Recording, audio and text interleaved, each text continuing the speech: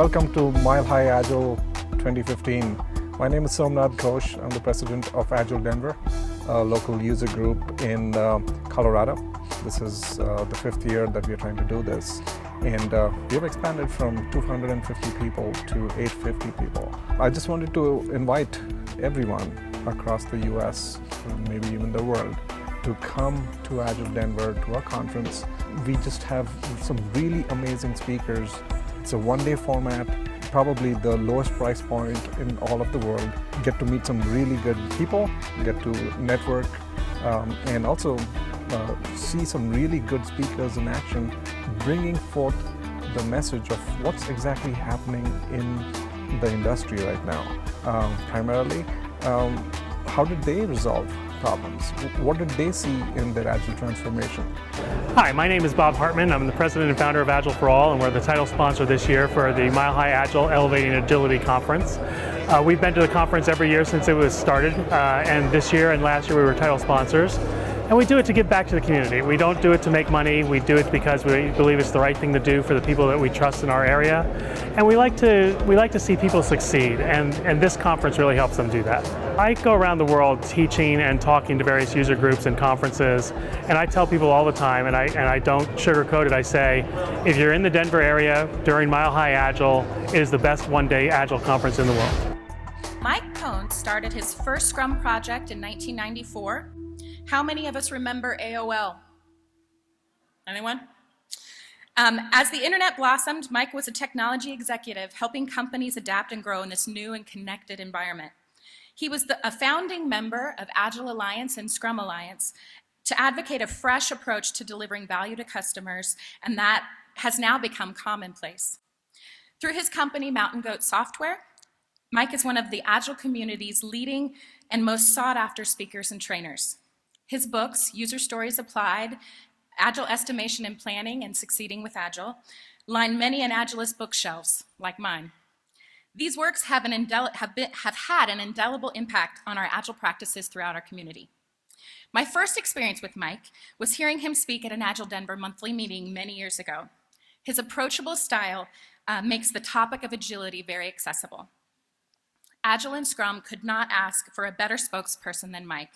His warm manner, candor, and deep experience are a potent combination, as you will soon hear. Please join me in welcoming MikeCohn to the stage. Thanks. Thanks, Alex. Thank you.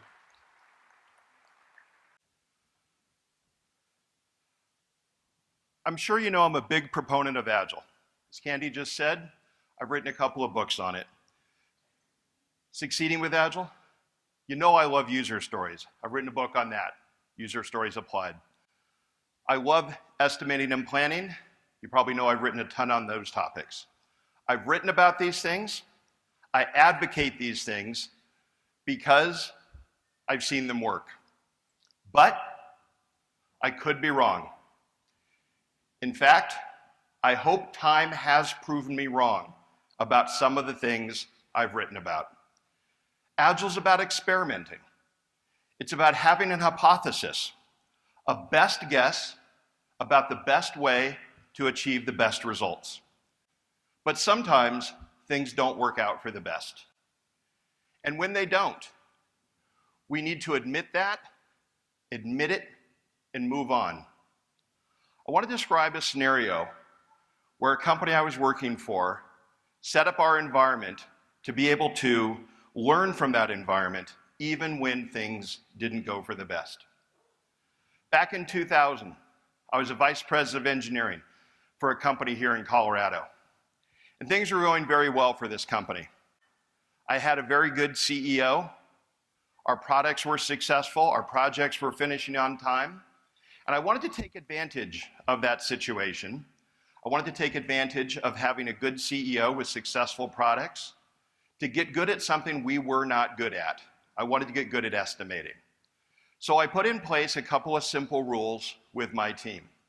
I told my teams, we had about 20 or so teams in this company, I told my teams that every team had to estimate differently from every other team. They did not need to estimate dramatically differently, but every team had to estimate differently in some, at least small way, from every other team. At first, This led to our teams estimating in dramatically different approaches. We started out with some of our teams estimating in what was known as task decomposition. This is where you take a big thing, like what we'd call a user story today, and break it down into a big list of tasks. We had teams doing what's called parametric estimating. In parametric estimating, you try to build a model to estimate the effort involved in the work. So you would take something like the lines of code or the function points involved in the work, and you would multiply the lines of code times the domain complexity times the average number of years of programmer experience and divide that by the architect's birth date. And that would give you an estimate of the completion date. We were also starting to dabble with what today we would call story points and ideal days. Most of our projects were around 2 to 3 months. We were agile, so most of our projects around 2 to 3 months. One of the approaches that I thought would win during this experiment, the approach I favored, was an approach called experienced senior programmer days. This was the approach I thought would win, and not just because it had the great estimating acronym of ESP days, right? I thought that'd be a great acronym for an estimating approach. The idea behind experienced senior programmer days was that each team member would estimate as though he or she were an experienced senior programmer. And this was an attempt to normalize what today we would call ideal days. Experienced senior programmer days were an attempt to get around some of the problems that we see with ideal days, an attempt to normalize the problems caused by vast differences in experience, skill, and ability between different developers. And it started out by each team creating a definition for what they called an experienced senior programmer. Then team members would estimate how they thought a particular large thing, let's again call it a user story, how much they thought it would take to do that user story. So team members individually would estimate that work. Then team members would make an adjustment based on how they thought they individually compared to the experienced senior programmer they had defined. This worked extremely well for the very first team that we did this with. Well, it turned out to work extremely well because everybody on that first team was essentially an experienced senior programmer. When we rolled this out to subsequent teams, it turned out to not work very well. It didn't work very well because estimating's hard. Estimating how long it's going to take you to do something is hard. Estimating how long it's going to take some mythical, archetypal, experienced senior programmer, even harder. This was a bad idea. This was a horrible idea. But when we went into this experiment, I went into it thinking this would work. But fortunately, I told myself, although I thought this would be our winning idea, I told myself I could be wrong about this. And fortunately, when we went into this experiment, everybody else went into it with kind of the same mindset of whatever idea they preferred, maybe they were wrong as well. Well, as we ran projects and teams finished their first and second projects, teams started to select their subsequent estimating approaches. And by the time we were running our second and third projects in that company, we started to see some of the approaches that we'd started with fall out of favor. As we did this, the second and third projects, we started to see some approaches fall out of favor. For example, parametric estimating quickly fell out of favor. Right? It is hard to build a model of how long it's going to take to do the work. Parametric estimating, tough. It is very hard to go to a team and say how many lines of code are in this project. Right? You might as well just ask how long is it going to take. So that approach very quickly fell out of favor. Task decomposition, right? Very quickly fell out of favor. Right? It takes a lot of time to identify all of the tasks. So teams stopped doing parametric estimating.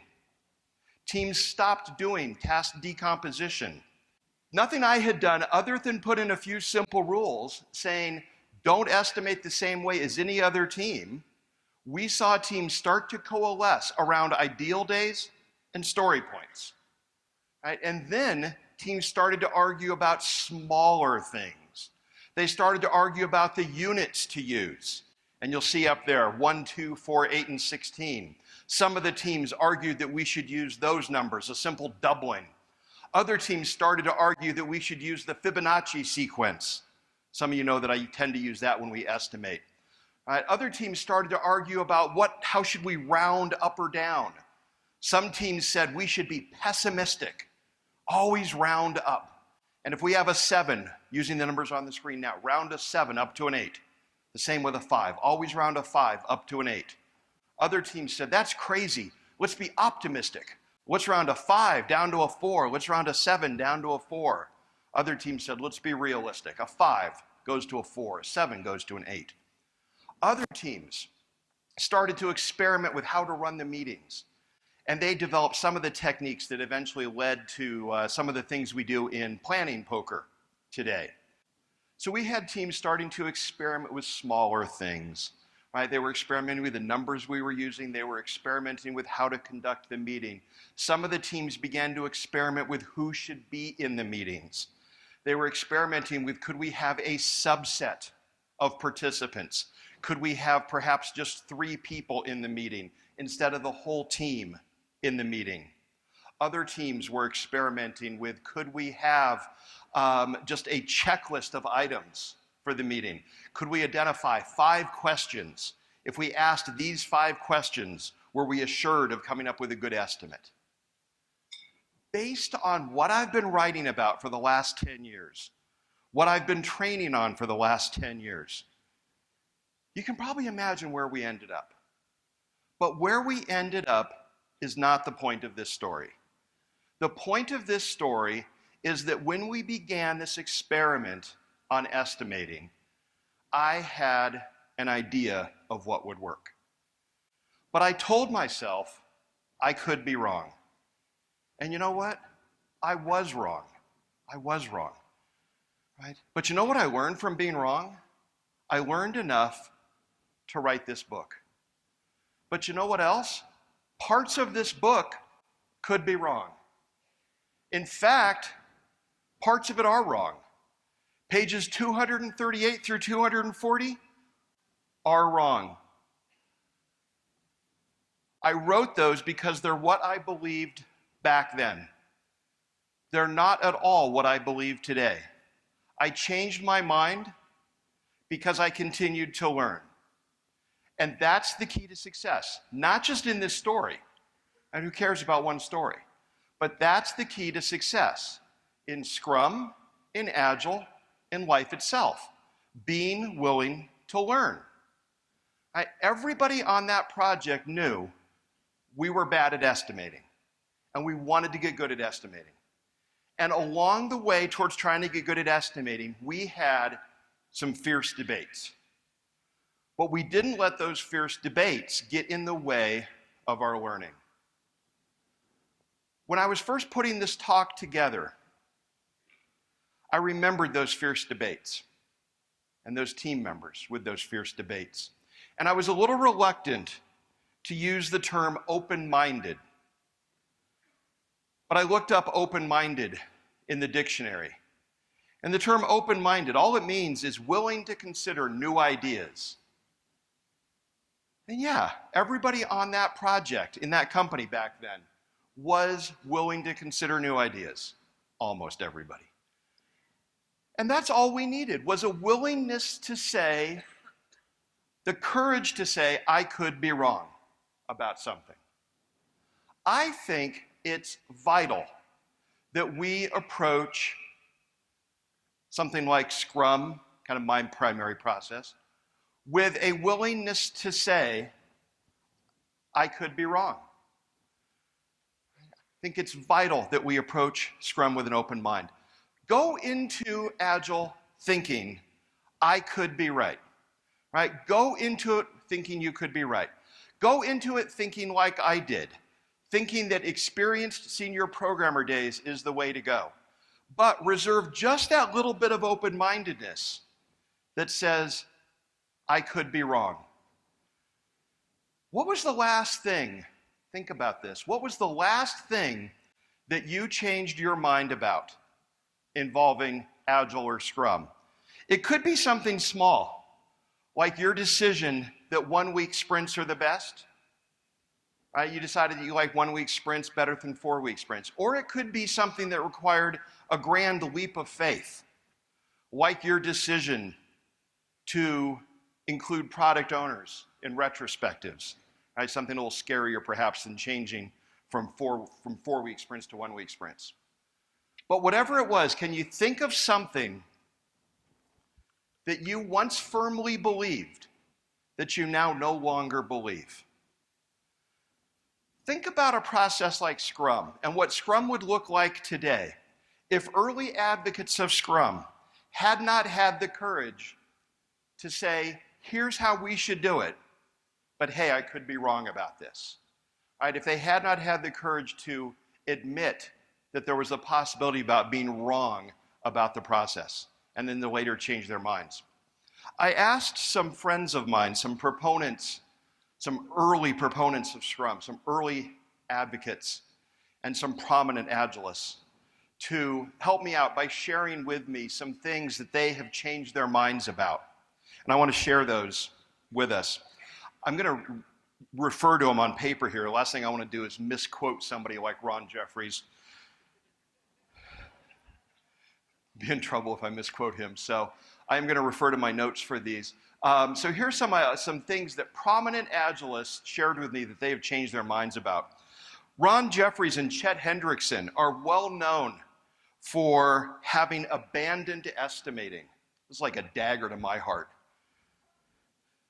They used to advocate estimating product backlog items in story points, but they thought, hey, we could be wrong about that. And Ron Jeffries and Chet Hendrickson now coach teams not to estimate at all. Ken Rubin, who's the author of the Essential Scrum book, was once adamant that the Scrum Master not be part of the team. He now says that Scrum Masters can be development team members. Mitch Lacey is the author of the Scrum Field Guide book. Like many people, took the daily Scrum as gospel. You gotta do the daily Scrum daily. He's now told himself he might be wrong about that and says that some high-performing teams can get by without a daily Scrum because they're essentially doing it every minute of every day. No longer advocates the daily Scrum for every team. Bob Martin, hopefully everybody knows Bob Martin of the Clean Coder video series, calls himself Uncle Bob. We call him Uncle Bob. He's the main advocate out there, getting programmers to take their craft seriously. Uncle Bob told me he was a complete skeptic about test-driven development when he first heard about it. In fact, he was so skeptical, he flew up to Oregon to pair program with Kent Beck. He says that pair programming with Kent Beck rocked his world, and he has since changed his mind about test-driven development.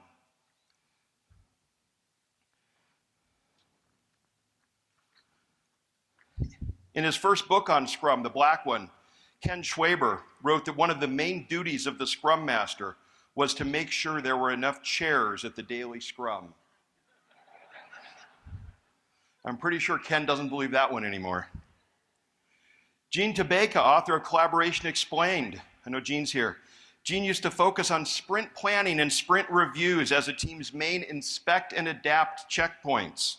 Those are the main places where a team could inspect and adapt.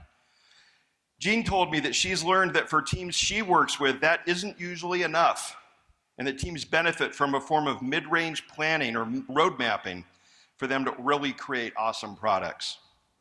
Henrik Nyberg, he's the author of those Scrum and XP from the Trenches book and the great Spotify culture videos. Check those out. He once believed that every team needed a dedicated Scrum Master, but he told himself, hey, I could be wrong, and now says it's fine for a full-time Scrum Master to perhaps work with up to 3 teams. Henrik's one of the most open-minded people you'll ever meet. I asked him to send me a couple things he changed his mind about. He sent me a list of about 50 things. I want to share one more just because he sent me so many. Henrik once also believed that teams should be stable, the same team members on every sprint. That's something I still believe, same team members from sprint to sprint. He's one of the most open-minded people you'll ever meet, and he now says sometimes it works really well to have dynamic teams where people switch around as needed. He's got me thinking, hey, I could be wrong about that one. Scrum butt is a common joke in our industry. We like to make fun of Scrum butt, right? We do Scrum, but we do 3-month sprints. We do Scrum, but we never have anything done at the end of the sprint. But can't you imagine Scrum having gotten started inside of waterfall organizations? Right? It had to have. That was the only thing that existed back then. Right? Scrum had to have gotten started, and when it did, it must have been called waterfall butt. Right? Early Scrum teams must have been laughed at by their coworkers as early Scrum teams said things like, we do waterfall, but we integrate weekly. We do waterfall, but we test all the time. Right? What's new is often laughed at. And these early Scrum teams must have been laughed at as they said these things. A huge challenge is that when a team introduces a new practice into their process, they cannot know if that practice will make them better. So they have to treat the introduction of that practice into their process as an experiment. They bring that new process into their process, that new practice into their process as an experiment. They say, this will make us better, but I could be wrong. So we treat the introduction of each new practice as an experiment, but we say, I could be wrong. Now, admitting I could be wrong and saying after the fact, I was wrong, are very different. In fact, my wife likes to tease me that I have a hard time, at least at home, admitting I was wrong. My wife and I used to watch this television series back in the 90s called Mad About You. Some of you might remember this TV series. It starred Helen Hunt and Paul Reiser as a 30-something married couple living in New York City. I used to love this TV series. And in one episode, Paul Reiser, the husband, gets the opportunity to invest in a virtual reality company. And as an early stage investor, he goes to the hardware company, the virtual reality company, and checks out their product. And he's checking out their product. He puts on the virtual reality goggles, and he puts on these virtual reality gloves. And in this particular product, you get to invent the virtual reality in which you're going to immerse yourself. And with the virtual reality gloves on, the virtual reality goggles on, he invents a virtual reality in which he immerses himself, and the virtual reality he invents is of himself rubbing sunscreen on a swimsuit model. And after inventing that virtual reality, he is ready to invest. Except it's his wife's turn to try out the product. And you can see him getting visibly nervous about what reality is his wife going to invent. Because his wife is putting on the goggles. His wife is putting on the gloves. And he is getting very nervous. If that's what he invented, what's his wife going to invent? Well, the reality that his wife invents is of her husband repeatedly, over and over, saying things like, I was wrong. The vastness of my wrongness was staggering. My wife has this clip saved on YouTube and shows it to me anytime she says I'm refusing to admit that I was wrong. Being able to admit we're wrong is important to maintaining an open mind. We have to be able to admit when we're wrong. Now, fortunately, I have a much easier time admitting when I'm wrong about something involving work. And I want to share a time that I was very wrong about something involving Agile. Back in the early days of Scrum, we did not have retrospectives. Right? Back when Agile Denver first began, Scrum did not have retrospectives. And some of you have been around Agile long enough to perhaps remember that. Others of you might be newer to Agile and maybe be a little surprised All right, wow, Scrum didn't always have retrospectives. Well, if that's news, you probably think, well, no big deal. They didn't have retrospectives, somebody thought of it, and you know what? They probably all quickly added retrospectives.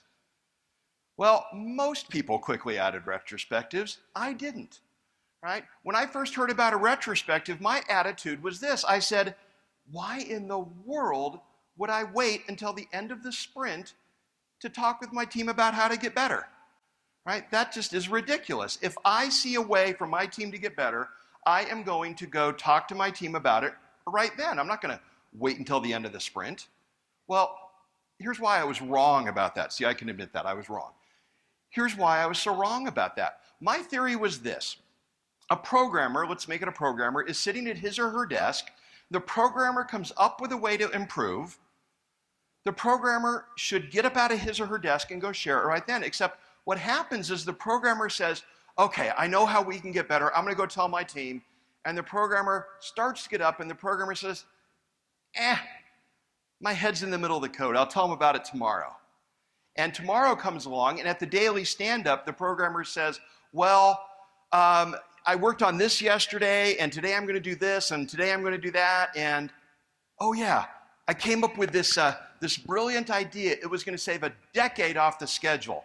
It was, I can't remember. And right there, we've lost the opportunity to have made that improvement. Right? And what I learned was that we're better off setting aside that designated time at the end of the sprint because the programmer doesn't get up out of his or her desk and go share that opportunity the minute they think of it. Right? Now, I think even the biggest defender of retrospectives is going to say, of course, if you come up with a decade-saving opportunity, jump up out of your desk and go share it with the team, right? Of course, go do that, but how often do you come up with a decade-saving opportunity, right? So I learned that we're better off setting aside a designated time at the end of the sprint. I was wrong, right? I can say that. Being able to admit we're wrong is important to being open-minded.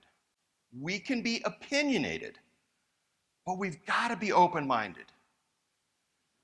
Frank Zappa, famous Agilist and musician,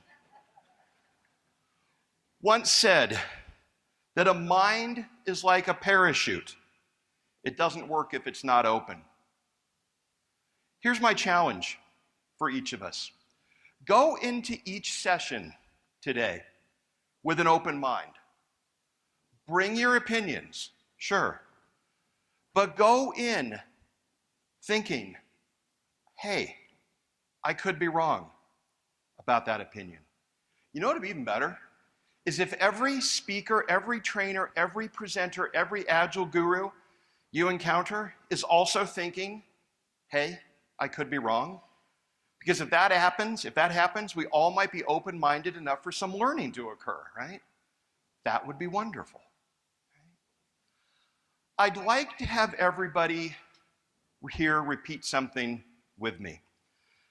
I'd like to have us all repeat this with me. I could be wrong. Come on, say that with me. I could be wrong. Thank you. That should feel very liberating. Admitting we don't always have to be right. It doesn't always feel that way. So let's look at a few things that we can do to help make sure our minds remain open to new possibilities. I want to share a couple stories. Back in the 1970s, California had a senator, S.I. Hayakawa. And the senator had a young son. And the senator told a story about giving his son a bath one night. And the senator put his son in the bath water, and as soon as his son felt the bath water, his son screamed out, "Dad, make it warmer." And this surprised the senator, because the senator thought, if anything, the bath water's too warm. And the senator reached down, and the senator felt the water, and the bath water was indeed too warm. Yet here was his son screaming, "Dad, make it warmer." But make it warmer means add hot water. So what's going on here? Question your assumptions. I think I know what make it warmer means, but I could be wrong. And Senator Hayakawa did question his assumptions. And he realized that to a young child, there's cold, warm, and hot. And when his young son said, "Dad, make it warmer," his son meant, "Make it closer to the state I call warm." And Senator Hayakawa added cold water and made it warmer. Back when my daughters were young, if they had said, "Dad, make it warmer," I probably would not have stopped to question my assumptions. I would have cranked up the hot water and scalded my daughters, right? Question our assumptions, right? Questioning our assumptions is important to remaining open-minded. Let me share one more example. Back when I was 7 years old, I was on a family road trip up the coast of California. And I was being a particularly obnoxious 7-year-old, pestering my dad with questions, bothering my dad. And my dad took out a piece of paper, and my dad drew 2 rectangles on top of 3 rectangles. And my dad offered me $100 when I was 7 years old if I could draw one line that went through all line segments in that picture. Now, I've looked it up. $100 is a lot of money to any 7-year-old. But there's been a lot of inflation since I was 7 years old, and that would be $650 today. And I wanted that $100. So I tried the entire drive up the coast of California to get one line to go through all line segments in that picture. And every now and then, I thought I had it solved, like in the picture on the screen right now. And I handed a picture like that one to my dad. And my dad handed it back and said, "You missed one." But I wanted it really badly. So when we got to the campground that night, I tried harder by flashlight. I tried again. And I'd get it, and I'd hand it again to my dad. And he'd say, "You went through one twice." For 12 years. That is not an exaggeration one bit. For 12 years, anytime I had a spare few minutes, I remember sitting in class, drawing in the margins of paper during class. I remember being at a doctor's office in the waiting room trying this. I might have been in a keynote session at a conference trying this. I guarantee some of you are trying this right now, right? Anytime I had a spare 5 minutes, I would try to solve this problem. It was not until sophomore year of college, sitting in a class on graph theory, that I began to question my assumption that there even was a solution. Some of you by now have realized that that picture was a variation on the famous 7 bridges of Königsberg problem that Leonhard Euler proved has no solution. But because that problem had been given to me by my loving father, I assumed it could be solved. When we fail to question our assumptions, we stubbornly repeat our mistakes over and over again. For 12 years, I failed to question my assumptions. So please question your assumptions, because you know what? Your assumptions could be wrong. There are really 2 things that make our assumptions so dangerous: confirmation bias and hindsight bias. Confirmation bias is our human nature tendency to look for information that confirms things that we believe are true. Suppose you hate 1-week sprints. You are convinced that 1-week sprints are horrible. While you're here at this conference, you are going to hear, let's say, 12 stories about the evils of 1-week sprints. Oh, you're going to hear just as many stories about the evils of 4-week sprints. Right? But because you're on the lookout for it, you're going to be aware, you're going to be more attuned to those stories about 1-week sprints. That's confirmation bias. A few years ago, my daughter decided to buy a car. And she decided to buy a Nissan Juke. That was the first year that car was being manufactured. But between deciding to buy the car and actually purchasing the car, she started to notice Nissan Jukes everywhere. Right? This is confirmation bias. And confirmation bias is dangerous because it convinces us that things we believe are true whether they are or not. Right? So, Nissan Jukes were not suddenly everywhere. 1 week sprints do not necessarily cause more problems. But if you think they do, while you're here today, you're going to be more perceptive of hearing those stories about 1 week sprints causing problems. So when you go back to the office next week, you think you've heard more stories about the evils of 1 week sprints, and you go back more convinced than ever that 1 week sprints really do cause problems. Somewhat related to confirmation bias is hindsight bias. Hindsight bias makes us forget how ignorant we once were. I love being a writer. I love writing books. But one of the problems about being a writer is that once you've written something, your words are out there forever. And you may want to forget you once believed something, or you may honestly forget you ever believed that something. But if you wrote it, someone someday is going to remind you about it. And here's a story about that happening to me involving sprint planning. I'm a big believer that we should leave sprint planning having identified a set of tasks, but we should not assign those tasks to specific individuals. So we leave with a big pool of tasks, but we don't have your name on some, his name on others, her name on others, my name on some. We don't do that, just a big pool of tasks. Well, in 2003, when I wrote User Stories Applied, that's not what I wrote. In User Stories Applied, I actually wrote that we should put his name on some, your name on some, her name on some, my name on some. That's what I wrote in 2003 because that's how I was doing it back then. So a year or two ago, I'm teaching a Scrum class, and I am teaching the approach of do not put names on things. And I am teaching it as though I have believed it my entire life. Because that's what I remember. And somebody in class, after we finished that little discussion, says, but Mike, what about what you wrote in User Stories Applied? I had completely forgotten about that. Right?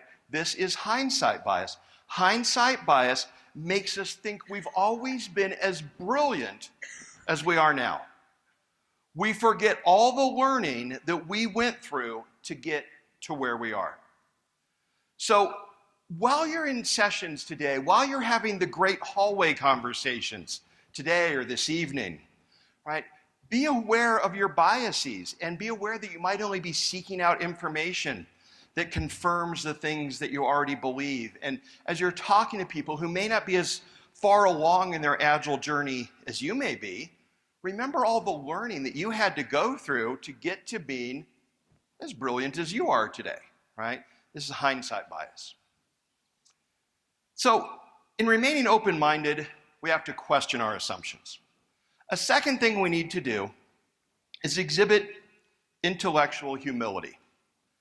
Now, this is an interesting term.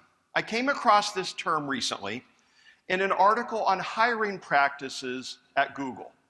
The article I read said that Google would like to hire people who exhibit intellectual humility.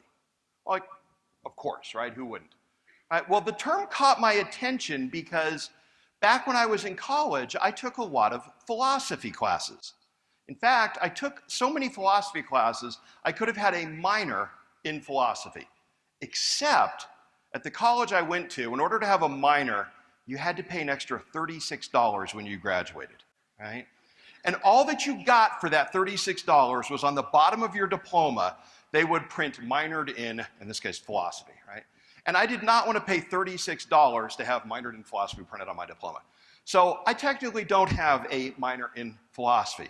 So when I came across this term, I had to Google it to see who said it and what did it mean, right? Maybe if I'd paid the $36, I would have remembered it.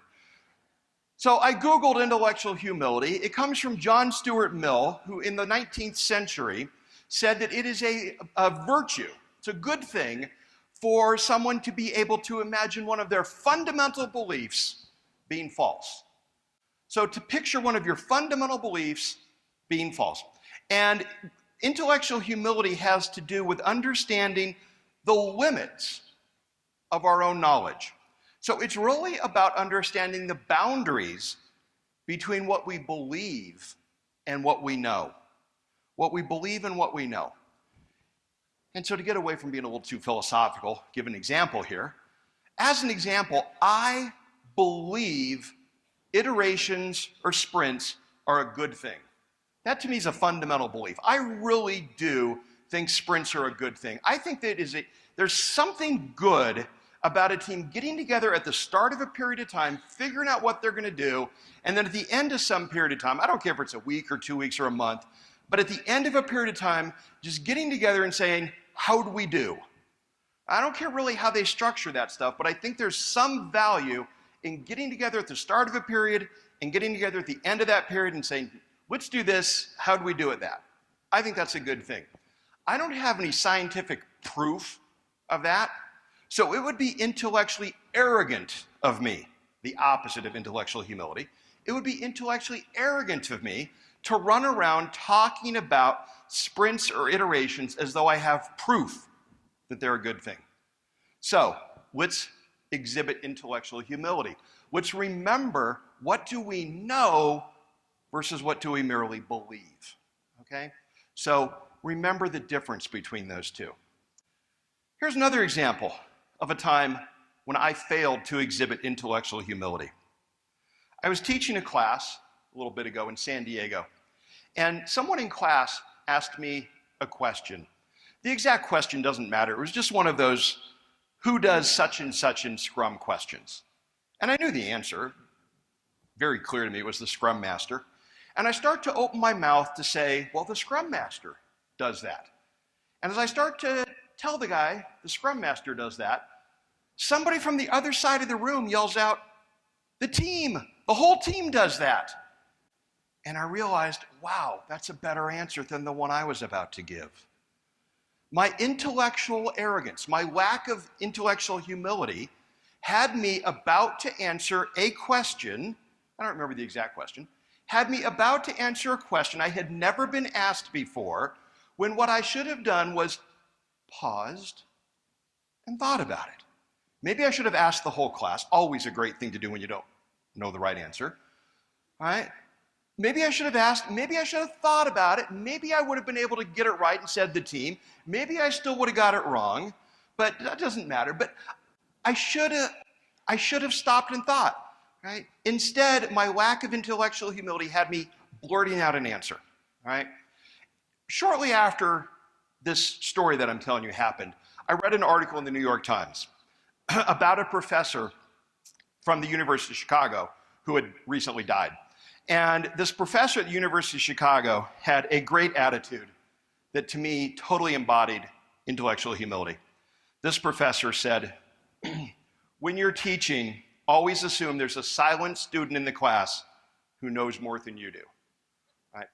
That totally sums up intellectual humility to me. Excuse me. I want to share one more example of intellectual humility, because here's one we'll always kind of be familiar with. And it has to do with those horrible singers who go on shows like America's Got Talent, right?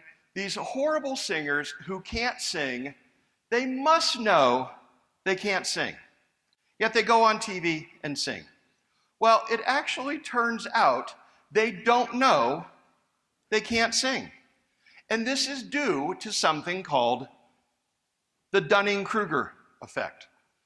The Dunning-Kruger effect says the less you know about something, the less you think there is to know about that thing. The less you know about it, the less you think there is to know. So the horrible singer on America's Got Talent, she's a little bit better than her neighbors. And so she thinks she's talented. A little bit better than her neighbors, she thinks she's talented. Her neighbors don't want to tell her the truth, so she goes and auditions, All of a sudden, she's on national TV. What she might have wanted to do instead is say, I could be wrong about my talent, right? The less we know about something, the less experience we have doing it, the worse we are at gauging the depth of our knowledge. Right? This is the Dunning-Kruger effect. Along with a couple of colleagues, I'm involved in a website called Comparative Agility. And a little bit of knowledge is a dangerous thing. Right? This is the whole example of the Dunning-Kruger effect. A little knowledge is a dangerous thing. The point of this Comparative Agility website is for teams to be able to assess how agile they are. And they do this by having team members read statements and then answer whether those statements are true or false or somewhere in between. An example statement is something like this. Management sets goals but doesn't tell team members how to achieve them. And then team members can answer whether that is false, mostly false, not true or false, mostly true or true. Another example statement. All bugs are fixed during the sprint in which they're found. Now, the statements on the Comparative Agility survey are grouped into 7 of what we call dimensions. Teamwork, requirements, planning, technical practices, quality, and so on. The quality dimension is oriented around 3 main areas. Whether the product owner's involved, whether the tests are automated, and whether testers are involved early. I'd like to share with you something that I discovered about the quality dimension that I noticed with some, not all, but with some of the companies that I worked with. And this has to do with assessing companies 6 months into their Agile adoption, fairly early, and then assessing them 2 years in to their Agile adoption. And here's what I noticed. 6 months in and 2 years in. Now, what we're looking at here is the same company, average for multiple teams in that company. And what we can see here is that 6 months in, they were doing better than 2 years in. Right? After 2 years, they were worse than they were after 2 years. Now, if I took every one of us here from this conference and we went to visit this client, we would all agree, I have no doubt in my mind about this at all, we would all agree that they were better after 2 years than they were after 6 months. Absolutely positive, we would all agree. Yet here they are telling us they're worse after 2 years than they were after 6 months. So what's going on here? Remember, this is a self-assessment, and it's an example of the Dunning-Kruger effect. We ask the team the questions, right? And it's an example of the Dunning-Kruger. So after 6 months, we ask the teams, are you testing early? Are you testing often? And they said things like, yeah, we're testing early. We are testing just 1 sprint after the code's written. Are you testing a lot? Yeah, we're writing 2 or 3, sometimes even 4 tests. To their Agile novice minds, that was a lot. Then when we asked them after 2 years, were you testing early? Were you testing a lot? They said, yes, we're testing in the same sprint. We're writing hundreds of tests, but we should be writing thousands of tests. They knew better because they knew more, right? They knew how good they were, but they knew how good they should be, right? When you don't know very much, you don't think there's much to do, right? The less you know, the less you think there is to know, the Dunning-Kruger effect. 6 months in, this is all they thought they had to go. 2 years in, they were this good and knew they had to get this good, right? A little knowledge is a dangerous thing. So again, self-assessments. So especially when you're first starting out with something, remind yourself of the need for intellectual humility. Remind yourself of how much you don't know. Then, when you're starting to get good, starting to feel like you've got something mastered, remind yourself how much you really have to go in mastering that subject. I want to talk about one last thing that can help prevent us from being open-minded, and it has to do with avoiding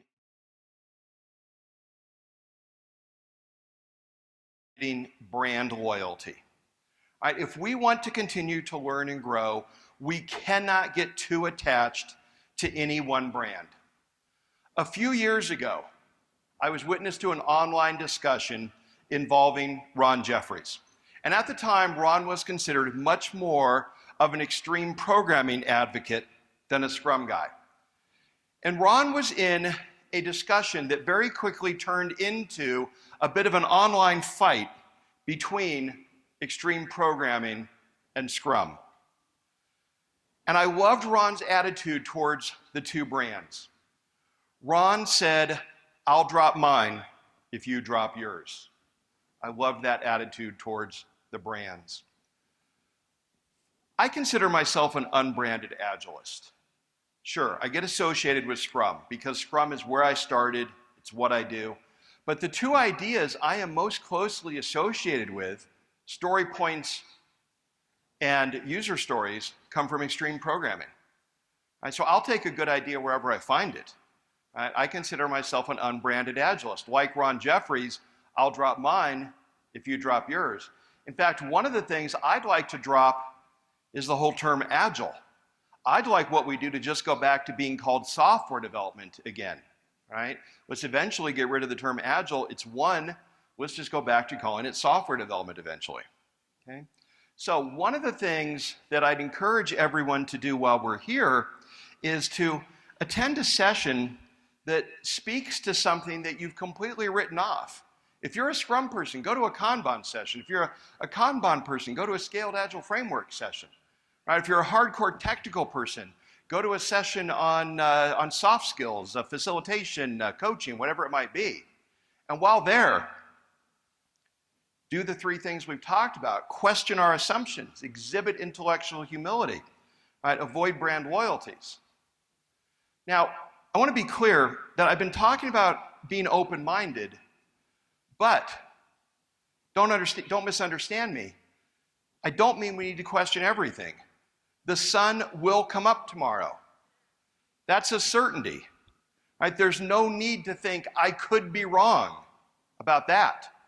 Similarly, with Scrum, there are certain Scrum rules. And I do want to stick with Scrum just for a moment here. Right? If we want to change the Scrum rules, that's fine, but then we're making a different process. I want to stick with Scrum just for a few minutes. Right? And sticking with Scrum, we can take things as rules, such as sprints aren't going to be longer than a month. Be done with something at the end of that time period, right? And meet at the start of that time period to figure out what it is you're going to do. Right? We can change those things, but if we change those, we're making a different process. Within Scrum, those are rules. Now, we want to be careful to avoid turning Scrum or any other process into a list of rules. Right? If we turn a process into a list of rules, we pull all the creativity and the spontaneity out of that process. It's very easy to go too far. Here's an example of going too far.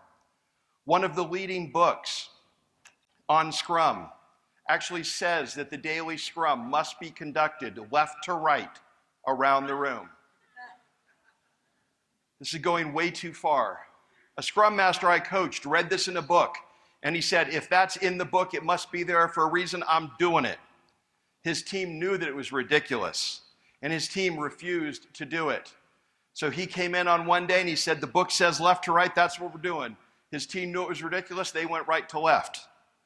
The next day, he reinforced the rule, we're going right to left.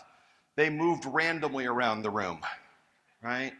They did anything they could to just point out how ridiculous that rule was, right? That never should have been documented as a rule, okay? So we don't want crazy rules. We do not want to go too far. You know, I don't even like talking about rules. What I find much more interesting are the practices. of Scrum or the practices of Agile. I just want to bring up a couple of practices here to illustrate what I mean by practices.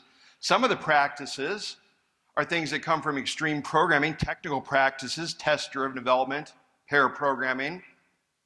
Other practices have to do with the product backlog, things like user stories, product backlog refinement, sometimes called grooming. Other practices, having a definition of done. Right? Here's a very minor practice, but I want to mention it. Don't start sprints on Mondays. Right? Not a very important practice. When I first started doing Scrum, our teams started on Mondays. Most teams still do. It's very natural. Sprints start on Mondays, weeks start on Mondays, just natural. Right? But here's what my teams learned. Mondays suck. Right? Nobody wants to come to work on Monday. If Monday starts out with a couple-hour planning meeting, all of a sudden, Monday looks like a really good day to schedule things like dentist appointments, right? Sorry, team, that was the only day my dentist could fit me in, right? And so your team starts doing things like getting root canals on Mondays, right? So don't put sprints out on Mondays. Don't start them on Wednesday or Thursday, right? Plus, we got all those Monday holidays. All of our presidents were born on Mondays. Right? I'm not saying this is an important practice. Just a kind of a minor optimization some teams may find helpful. Right? Another practice, sprint zero. Some people may not even be happy I have that listed up there. You may think that's a bad practice. No argument for me. We can talk about that later, whether it's good or bad. But you know what? If we're going to make a list of common practices, sprint zero deserves to be up there. It's a common practice. Good or bad, it's common. Same with task boards. Now, it's clear that some practices up there are more important than others, right? Pair programming, test-driven, definition of done, definitely more important than little optimizations like don't start on Mondays. So some of these practices, much more important than others. Now, suppose you're walking around through the hallways later today, and you meet someone who says, I am the world's greatest Scrum Master. Now, first off, the world's greatest Scrum Master is probably not the type of person who would ever say that, right? Probably doesn't have that big of an ego to say they're the world's greatest Scrum Master. If I met the world's greatest Scrum Master, I would want to sit down with the world's greatest Scrum Master. There's a lot I could learn from talking to the world's greatest Scrum Master. And so the world's greatest Scrum Master and I sit down and we have a conversation. And I would want to ask the world's greatest Scrum Master questions like, what do you think about pair programming? And maybe the world's greatest Scrum Master loves it or hates it, and I feel the opposite, right? He or she loves it, I hate it. And we have a conversation, a debate about pair programming or test-driven development, whatever. We talk about some of those practices and we have a debate. While we're having that debate, I'd want that world's greatest Scrum Master to be thinking, I could be wrong, right? I'd want that world's greatest Scrum Master to be thinking, I could be wrong about that. It's fine for them to have a great opinion. I love it, I hate it, but while we're having that debate, we should each be thinking, I could be wrong about that. I could be wrong about that, right?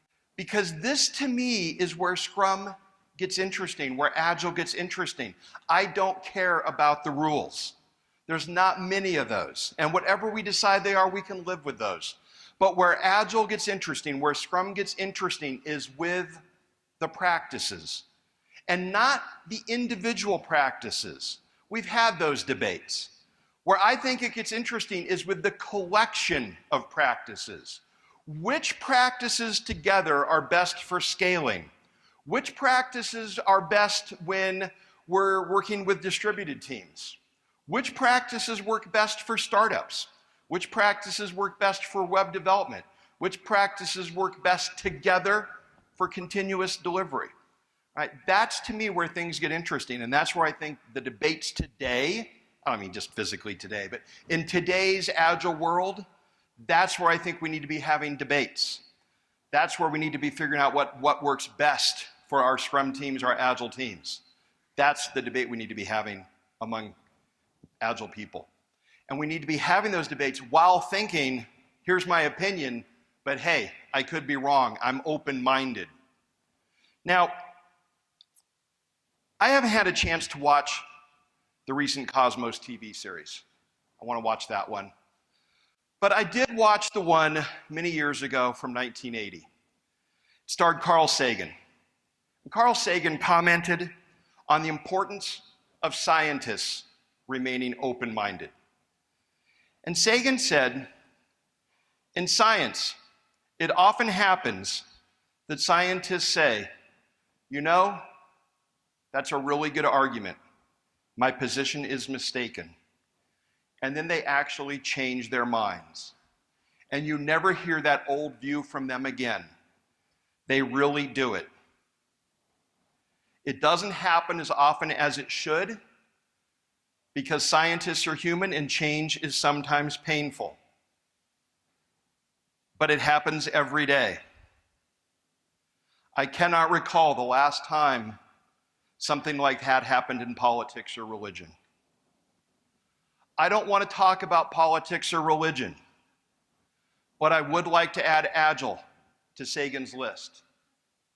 There are too many of us who are no longer as open-minded as we should be about various aspects of Agile or Scrum. When confronted with a great view that's different from our own, we don't say, that's a good argument, my position is mistaken, as Sagan says a good scientist should do. At least we don't do it as often as we should. You're investing a lot of time to be here at this conference, and you or your company are paying for you to be here. It would be a shame if you were to return to your office having not changed your mind about anything. To do that would mean you have not learned or grown while here. My hope for each of us is for us to find something about which we can say, you know, that's a really good argument. My position is mistaken. Without this willingness to look for new practices to adopt, we're no longer improving. So, let's remain open-minded. Let's question our assumptions. Something you're doing is working for you, but is it working because of something unique to your situation, or your domain, or your team, or your environment? When someone here tells you about an alternative approach that's also working, be open to it. Remind yourself that whatever it is that's working for you may be working because of something unique to your situation. Let's exhibit intellectual humility. Let's not be the singers on America's Got Talent who don't have talent. Let's tell ourselves that a true expert at Agile realizes he or she can probably never really be an expert at Agile because people are involved and we're hard to predict. Let's avoid brand loyalty. Sure, for the most part, Scrum pays my bills, but the two ideas I'm most closely associated with came from a different process altogether. Let's take our good ideas wherever we find them and in whatever process we find them. Let go of knowing. Be open to experimentation. Be willing to say, as Carl Sagan said we should, that's a good argument. My position is mistaken. If you loosen your grip on certainty just a little bit, I think you'll find a whole world of possibilities, a new path to learning and growth. But that's just my opinion. And hey, I could be wrong. Thank you.